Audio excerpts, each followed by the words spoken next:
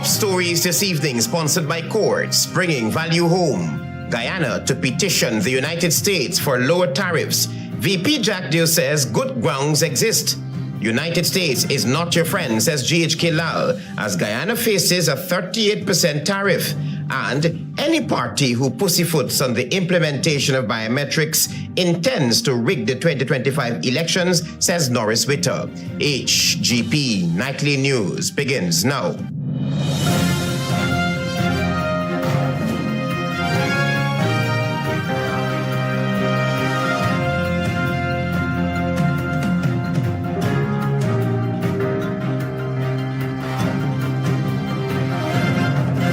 Good evening to our viewers here in Guyana and online. I'm Travis Chase with the Friday, April 4 edition of the HGP Nightly News. Here's what you need to know this evening. There are sufficient grounds for Guyana to petition the United States of America to lower recently announced tariffs imposed on Guyana. This is according to Vice President Barra Jagdeo. You'll have more details in this report. Whenever government officials meet with United States officials to discuss the 38% tariffs on goods from Guyana, they plan to petition the United States to lower the 38% tariff on imports from Guyana because, according to Vice President Barra Jagdeo, Guyana is importing much more from the United States than what is actually reported. From what we looked at, all we have read, it seems as though that all of the countries that have had higher reciprocal tariffs are countries that have been exporting more into the United States of America than they're importing from the United States of America. That is countries that have a trade surplus with the United States of America. The VP said differences in trade figures supplied to the United Nations Commodities Trade Statistics Database are good grounds for Guyana to petition for lower tariffs. Clearly, there is room for us to work with the U.S. partners to clarify this information. Guyana, according to Mr. Jagdeo, plans to raise the fact that trade surplus has grown from US 69 million in 2020 to US 4.1 billion in 2024 because of oil. So we have differences from our reporting to Comtrade, UN Comtrade, and the US report to Comtrade. U.S. President Donald Trump has already said the new import taxes were designed to reduce trade deficits and bring foreign manufacturing back to the U.S. shores. He also said they would pave the way for tax future cuts. Travis Chase, HGP Nightly News. Meanwhile, one former chartered financial analyst is adamant that the United States government's abrupt 38% tariff on Guyana exported goods may be a warning to the land of many waters to sever relations with the Chinese government. But would the Ali-led regime do such? Antonio Day will tell you more. The U.S. is not very happy with the Chinese presence in this country. And we're not talking about Chinese restaurants. We're talking about these big, huge conglomerates, so to speak, that are these big fortresses that are really financed by the Chinese government. That was GHK Lau, former chartered financial analyst, during a recent telephone interview with Nightly News. During a one-day visit to Guyana late last month, U.S. Secretary of State Marco Rubio expressed a view that countries must become less reliant on China, since it continues to dominate the world economy. Following his visit to Guyana, the U.S. Secretary of State deplored the poor quality of roads here, wrongfully attributing it to the Chinese. At a joint press conference in Suriname with that country's president, Rubio stated, and I quote, "They do a terrible job, not a bad job, a terrible job," unquote. Lau said it would appear that countries that align themselves with the United States, as well as China, have found themselves between a rock and a hard place, including Guyana. It puts the Guyana government in a bind. It puts it definitely in a bind that here you have your friend lashing you with tariffs. On Wednesday, United States imposed a 38% tariff on goods exported from Guyana, including seafood and other items, and the Guyana government has stated that it will work with Washington to better understand the situation. Lau made it clear that the government of the day needs to open its eyes and realize that the U.S. government is not their friend. I don't think the PPP government has much wiggle room. It has backed itself in a corner, that has put all its eggs in one basket. And so now the piper has to be paid. I don't know how we can step away or from this tariff trap. Reuters on Friday reported that China announced additional tariffs of 34% on U.S. goods, which is the most serious escalation in a trade war with Trump. In the standoff between the world's top two economies, Beijing also announced controls on export of medium and heavy rare earth, including samarium, gadolinium, and terbium. I'm Antonio Day reporting for the HGP Nightly News. General Secretary of the Guyana Trades Union Congress, Lincoln Lewis, is pushing back against recent remarks made by Labour Minister Joseph Hamilton regarding migrant workers. Lewis insists that the government must prioritize Guyanese workers. Find out more from Tiana Cole. The General Secretary of the Guyana Trades Union Congress, GTUC, Lincoln Lewis, has heavily criticized recent comments from Minister of Labour Joseph Hamilton regarding the work ethics of the local workforce and migrant labour filling that gap. Hamilton, at a recent community meeting in Hazeltown on the east coast of Demerara, warned of a potential influx of migrant workers into the local labour market. Lewis said his statement clearly reflects either a misunderstanding of his role or an arrogance often exhibited by some politicians. Lewis argued that businesses have already raised concerns about the attitudes of some Guyanese workers. However, he emphasized that the Labour Minister must prioritize Guyanese workers above all else. To suggest that the government will prioritize foreign workers over Guyanese citizens is a failure on his part and the government. The people he refers to are citizens who, despite challenges, deserve a government committed to improving their lives, not abandoning them at any point.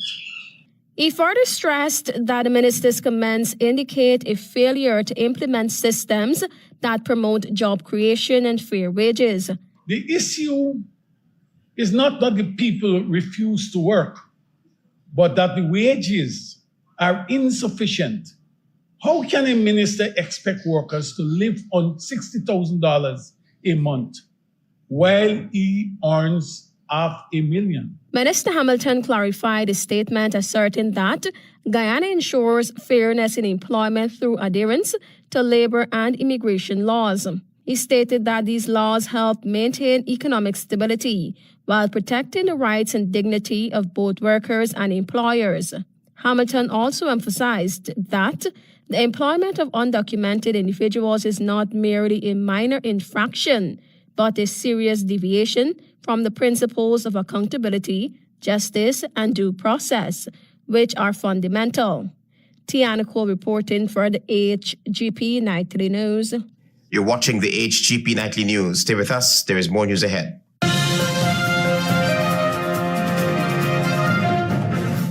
Keeping up with the kids' growth spurts might mean it's time for a bigger fridge. Don't worry, at Quartz, we've got you. Save up to $50,000 on select fridges. Get a free grill or mixer with select stoves and more. Need to upgrade your home? Get smart TVs from as low as $32,999. Plus, shop today and pay later. And make your first payment in 30 days with Quartz Ready Finance. Whatever you need, we've got you. Only at Quartz, bringing value home.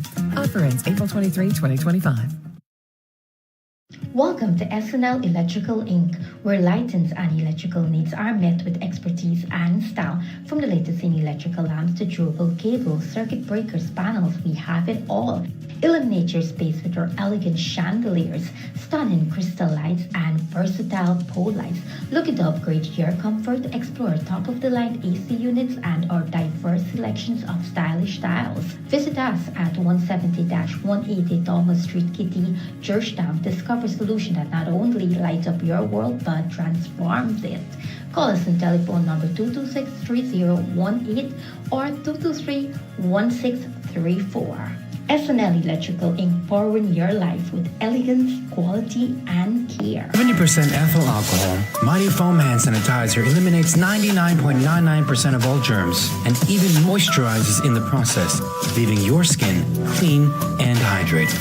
Mighty Foam Hand Sanitizer. How do you stay clean? Krishna Ralph Establishment. No job is too small or too large. We specialize in all types of fabricating, machinery, excavator repairs, rice field pumps, and hydraulic hoses. Visit us at Lot 113, Block CC Monrepo, East Coast, Demerara, or call 220-9624, 616-9416, or 619-7880. At Krishna Ralph Establishment, no job is too small or too large.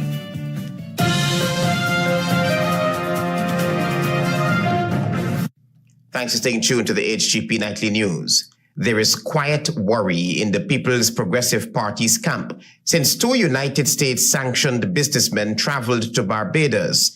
While that is happening, the country's vice president took a jibe at Barbados. Here's more. The People's Progressive Party Civic continues to speculate why businessmen Azruddin and Nazar Mohammed recently traveled to sister Caribbean nation Barbados. When General Secretary of the PPPC and the country's sitting Vice President Barra Jagdeo was asked for a comment on the travels of the Mohammeds, who were thought to be blacklisted at Guyana's airports, had this to say. Did they go there on a vacation? No.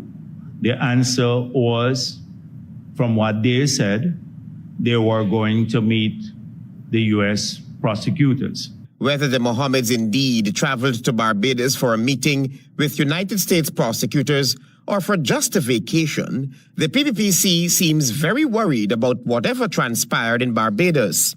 I'm wondering what they would have told the prosecutors, but the mere fact you're going to Barbados to meet the prosecutors, is there an issue there? The issue is not Guyana issue. So it was not a vacation. The party's general secretary then proceeded to mock Barbados, one of the most developed countries in the Eastern Caribbean, a sister Caribbean country whose Prime Minister Mia Mottley and Guyana's President Irfan Ali share a close relationship. But really, if you go to Barbados, that's not no big destination you're going to. You got to be really desperate to post like your picture on Barbados and say, look, I'm traveling now. It is I'm really, it's funny for me, frankly speaking, when you have to just big up Barbados as your big destination you could travel to. A man showed he was in Paris or somewhere else or in Manhattan. The Mohammed's family were sanctioned by the U.S. government for alleged under-declaration of taxes. Since then, Azruddin Mohammed has given the PPPC nightmares when he signaled that he will be entering the presidential elections race. There has been a back and forth between the government and the Mohammed's family, who insists that their family and businesses are being unfairly targeted by the government. Most recently, Attorney General Anil Nandlal said the police and the Guyana Revenue Authority are ready to act against the Mohammeds. Travis Chase, HGP Nightly News. Any political party who has decided before on the implementation of biometric voting and has suddenly changed its position has intentions of rigging the 2025 general elections. These were the charges made by Norris Witter, president of the Guyana Trades Union Congress. Antonio Day will tell you more. Any party, any one of those two parties, while in government, to reject the notion of biometrics means that that party is intent on rigging the elections. Simple logic. That was Norris Witter, president of the Guyana Trades Union Congress, GTUC. Minister of Legal Affairs Anil Nandlal, during an appearance on his weekly program Issues in the News, a while ago stated that he does not believe Guyana is prepared for biometric voting. He gave an eye-opening response. Why you want to resort to technology where things can go wrong in a country like Guyana? Where we can have a blackout. on election day and it damages some computer program. This was the position of Bar Jagdeo, who was the then opposition leader of the People's Progressive Party Civic in 2015. To make sure that the list is cleaned up so that the abuse that we had, where when you had sympathetic presiding officers to the opposition, allowing people who should not have voted to vote. We need enhanced biometric. Witter, during a press conference on Thursday, said that Jagdeo, who is now at the helm of government, is singing at a different tune.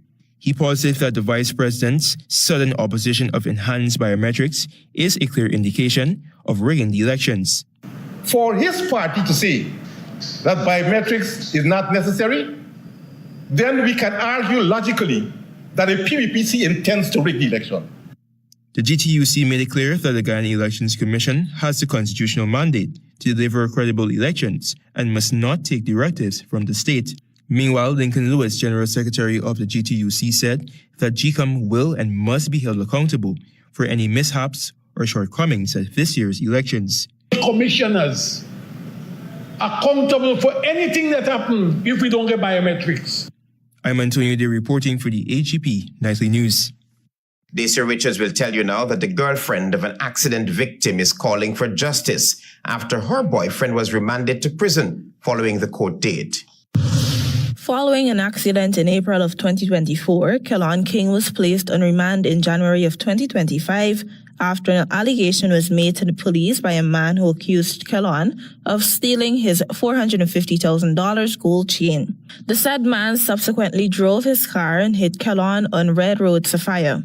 The girlfriend of King related to this newscast that her boyfriend was riding on his motorcycle along with his friend as a pillion rider on Red Road, Sophia, and was hit by a car, the driver being the person who claimed that Kelon had stolen his gold chain. A car driver bar drive them. So when they take the opposite turn, he opened more wider. So it was allegation between the two of them.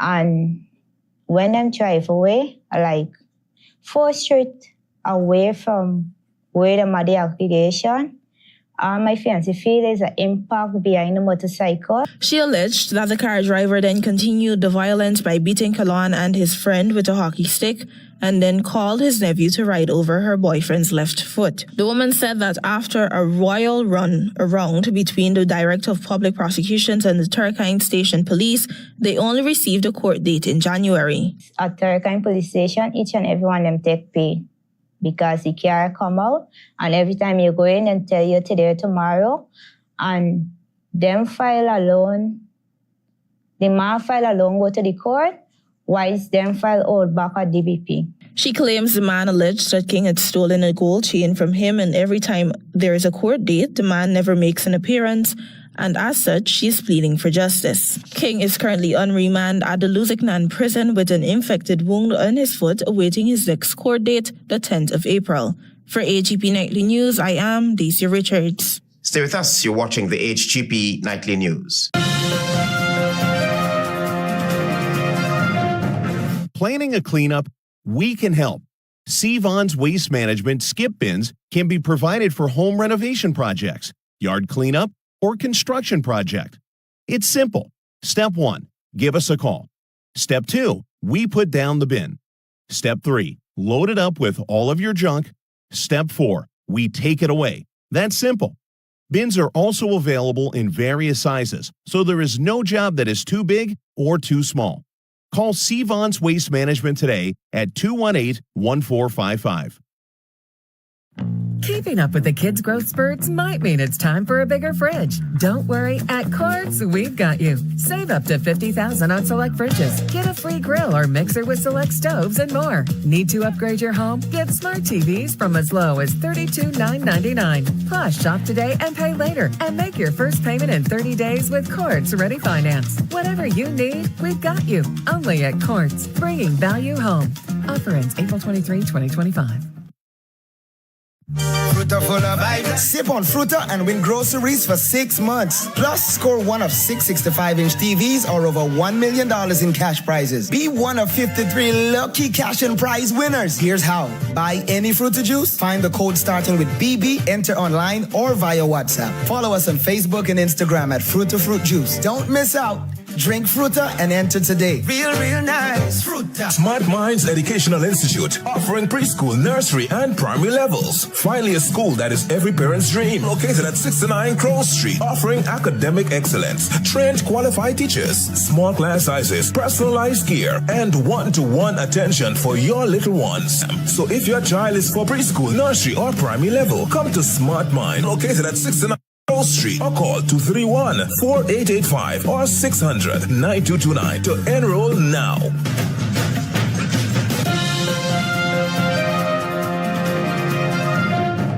Welcome back to the HGP Nightly News. You will hear now that Minister of Public Works, Juan Edgel, has issued a stern warning to contractors and engineers, stating that they will face sanctions if they deliver unsatisfactory work. Find out more from Tiana Cole. During a recent visit to the mining town of Linden, Minister of Public Works Juan Edgel inspected several road projects and made it clear that substandard work he observed at project work sites would not be accepted or paid for as the Linden Road projects near completion. We will not pay for sloppy work. We will not pay for work that is not acceptable. Right. All these concrete roads must achieve a PSI of 4,500. These roads are being tested by our labs and full payments made.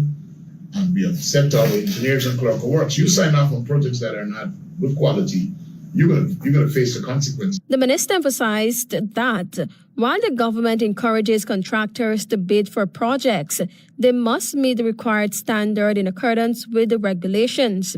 Last year, the government announced that it was exploring penalties for delays and subpar work, reinforcing its zero-tolerance policy for contractors who fail to meet deadlines. In December 2024, the government awarded 325 contracts valued at $4.2 billion for road projects upgrades and 46 contracts worth $76.7 million for drainage improvements. These contracts were given to small contractors from Linden Region 10, Upper Demerara Berbice. According to Agile, a significant number of these projects have already been completed. We were pleased that the majority of the contractors who executed these projects did a fantastic job. We had 505 lots, and as I sit here tonight, we have completed about 410. The remaining 95 or thereabout are at different stages. Tiana Cole reporting for the HGP Nightly News. Italan communities in Regions 1 and 9 received potable water this week. The Minister of Housing and Water committed to developing independent water supplies to all riverine communities. Daisy Richards will tell you more. Minister of Housing and Water Colin Crowell visited 2 villages located in Regions 9 and 1 respectively for the commissioning of these 2 water supply systems. Crowell commissioned the $23 million system in Yorang, Peru, and stated that the new facility would now alleviate the inconvenience the villagers faced when they fetched water from distant water sources, adding that the new system will target approximately 95% of the village. At the commissioning of the $15 million Kabura facility, the minister highlighted that the availability of more resources now is equal to more development in these communities. Every community, therefore, will have access to potable water. Our first priority was to ensure we have first-time access. And then after first-time access is for the expansion. The Kabura village has a population of 400 residents, which are divided into 3 sections, Upper, Central, and Lower Kabura. Due to the residents having to rely on a well in Lower Kabura and a distribution network in Central Kabura, Crowell said another well will be drilled. Region 1 for this year, we'll be drilling over 40 wells in Region 1. By June here, all communities where the source is the river or the creeks, we will ensure that we have independent supply for those communities. The minister also said that rigs are already deployed in Regions 2 and 1 to start the drilling process. For HGP Nightly News, I am Daisy Richards. Thank you, Dacia. Your regional news is up next.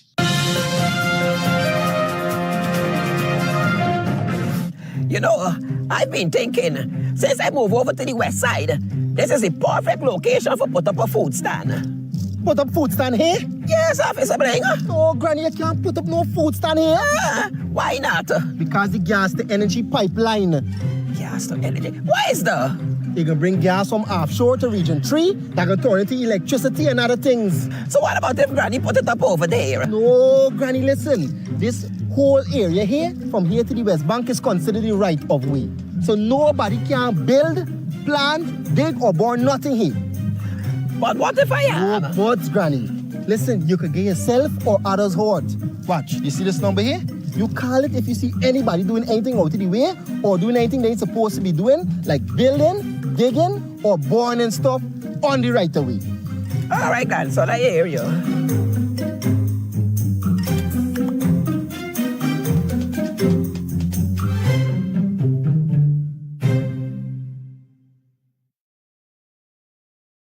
These nice products I cook with proper things. Peppies, you get the best and these things. Oh no, bless up. Okay. Pack up these things. Yellow, you put the things in the car. Loving you is easy cause you're beautiful. Do-da-do-da-do. I love you, and you, and you, and you, and you. I love all of you. Peppies, we put the pep back into your kitchen. And you. I love Peppies. Interested in honoring or paying tribute to a loved one, or just making a loved one feel special? HGPTV offers you all that and more. Air your birthday greetings, death announcements, and wedding anniversaries on HGPTV today. HGPTV offers affordable prices, convenience, and great services. Call us on 220-3660 or email us at sales@hgptv.com.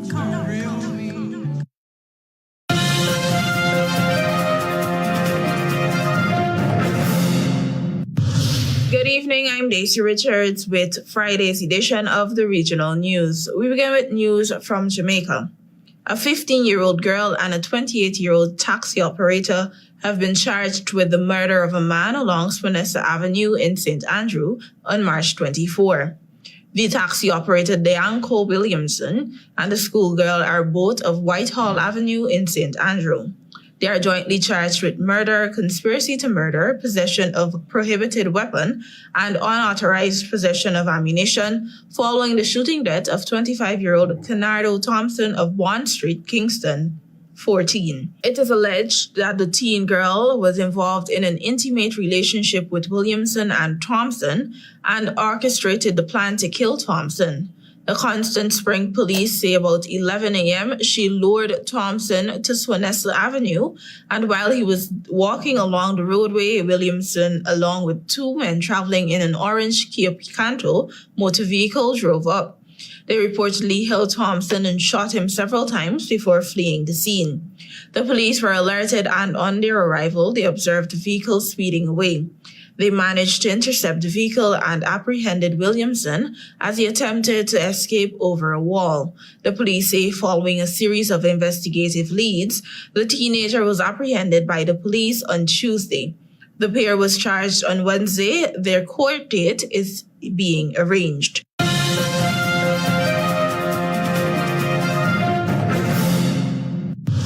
While in Brazil said it is assessing all potential responses to the United States' 10% tariffs on imports from Latin America's largest economy, while its Congress approved a bill outlining the framework for trade retaliation. Minutes earlier, Brazil's Congress approved a bill which still requires a ratification by President Luiz Inácio Lula da Silva. that establishes a legal framework for Brazil to respond to potential unilateral trade measures targeting its goods and services, including countermeasures such as tariffs. Though the text did not specify the United States, the bill gained traction with lawmakers in recent weeks amid the U.S. administration's threats to impose tariffs. The government also highlighted the framework's approval in its response to the U.S. tariffs.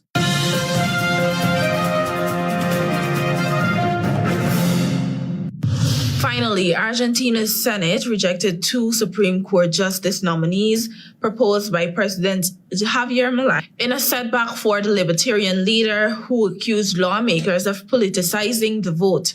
The president's February decree to appoint current federal judge Ariel Lijo and academic Manuel Garcia Mancilla had been questioned by jurists, political opponents, rights groups, and a broad spectrum of Argentine politics over procedural concerns and questions about the nominees' qualifications. The Senate, which has the power to oppose the appointment of judges by decree, rejected Garcia Mancilla's appointment by a vote of 51 to 20 and that of Lijo by 43 votes against 27. Some conservative lawmakers joined the opposition to vote down the nominations.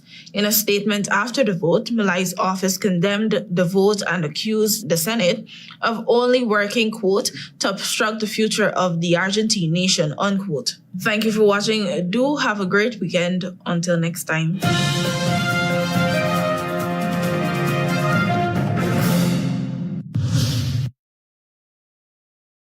Guyana government to petition U.S. for lower tariffs. PJAC News says good grounds exist. United States is not your friend, says GHK Lal, as Guyana faces 38% tariffs, and any party who pussyfoots on the implementation of biometrics intends to rig the 2025 elections, says Norris Witter. Those are our major headlines. For these stories and more, please go to our website. It's www.hgptv.com. I'm Travis Chase. Thanks for watching. Goodbye.